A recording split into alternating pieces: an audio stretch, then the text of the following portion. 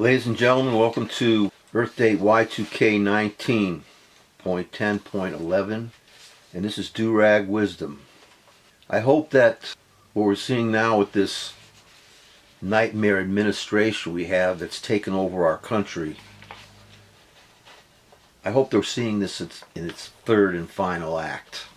That things are starting to happen that are just going to turn radically against this administration that's going to destroy our country. Frankly, folks, after viewing some news today and seeing what's going on in the Middle East with the Kurds and with the world in general, this Trump, he's just part of the dictator fad. He just loves those dictators. He's going to abandon allies with some. They didn't help us during D-Day, the Kurds. I live in a world right now that's being run and ruled by these naked ape savages, and we must rise against them. If the world is run by more refined human beings, more wise, more harmonious individuals, we'd have a better world. Right now it's an insane asylum. A miserable, rotten, nightmare insane asylum.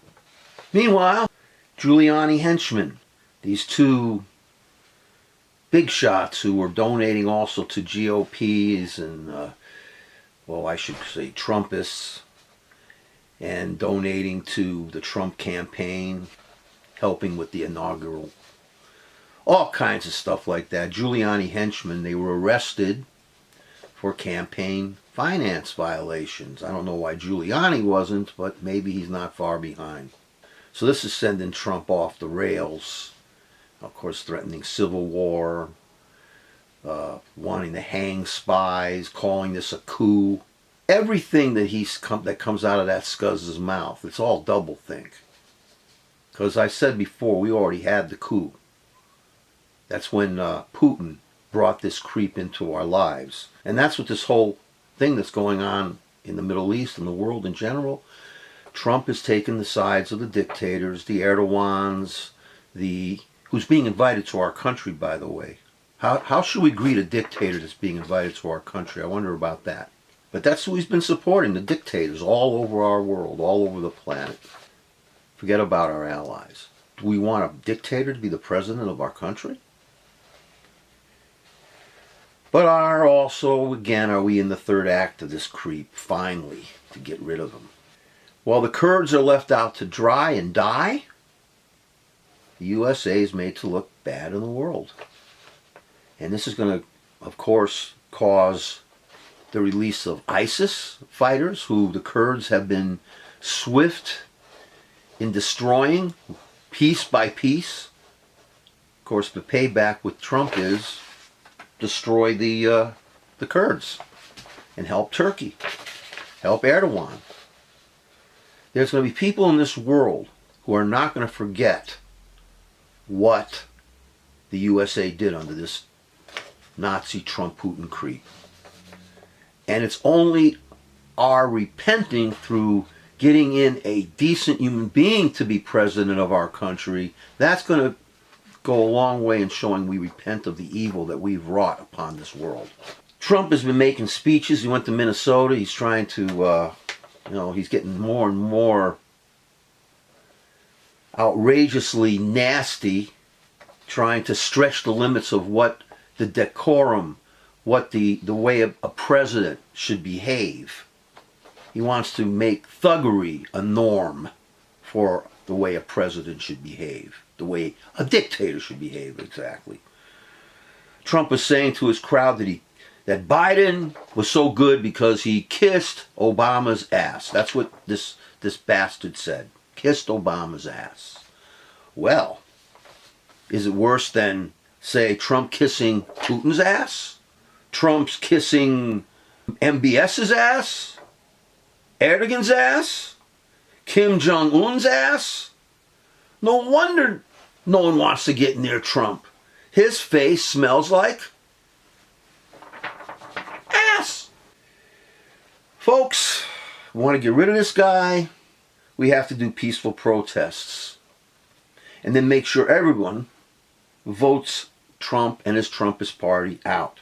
If you have conservative friends, encourage them to support William Weld. I hope to give people some information about William Weld in weeks to come. He's running against Trump. He's a conservative. I mean, just imagine, folks, the Trump family in our lives forever. Hold that thought. As the third act continues, I shouldn't say I'm pleased to report this but this person, Michael McKinley, he was a career diplomat, and he was a senior advisor to the so-called Secretary of State Mike Pompeo, has resigned his position. He's been seeing the dissatisfaction with this Pompeo, the way they've continued to hollow out the State Department. We're not going to have diplomats. This Trump is doing everything that Putin wants him to do, destroying our government piece by piece, undermining everything you can imagine. So this career diplomat, he left because the morale in the State Department now is at its lowest. No surprise when you have this hypocrite running it. He was very big on the Benghazi hearings, and now when he's on the end of the stick getting whipped, he doesn't want to reveal anything either. He's going down. Mike Pompeo. So far also, aside from the hollowing out of the State Department, there's a do-nothing on the gun control issue. The Trump administration is going to roll back the Dodd-Frank protections. So that means the banks can screw, Wall Street can screw Main Street once again. Of course, the continuing of destroying our planet, forcing scientists to move from Washington, some faraway place, discounting science, undermining science, destroying our planet, poisoning our water, killing off the species, and of course, once again, abandoning our Kurdish allies who are not going to guard these ISIS creeps. They're going to once again escape, perhaps, and they're going to be resurgence of these murdering religious extremists. Trump says they're going to go to Europe. What kind of crap is that to say? Just imagine the Trump family in our lives forever. I mean, this is what dictators work for. And of course, dictators love the family affair. And I can't just see it. Can you see it? For the rest of people's lives, their children, their children's children have a Trump in our former White House, in our former United States of America. A dictatorship ruled by this perniciously evil family. And how about the entire North American continent run by these bastards? And all of this indirectly ruled by Putin, who's trying to undermine the entire liberal world order, with all these dictators all over the place. And here we are, the United States of America, headed by someone who loves dictators, authoritarian totalitarians. I love the word irony, because irony is a thing. It really teaches us. Here we live on this beautiful, this majestic, this planet Earth. If we see it from outer space, breathtaking. And ironically enough, on the surface of this planet is mostly eating alive, all kinds of cruelty, madness. That is irony, ladies and gentlemen.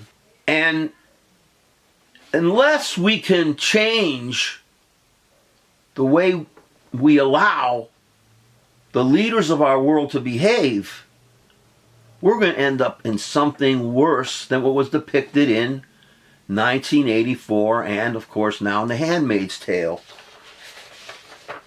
Friends, I suggest you read 1984. Read it. Please study it. Pay attention to the Ingsoc philosophy, including doublethink, revision of history, newspeak, and then study this Trumputin creep.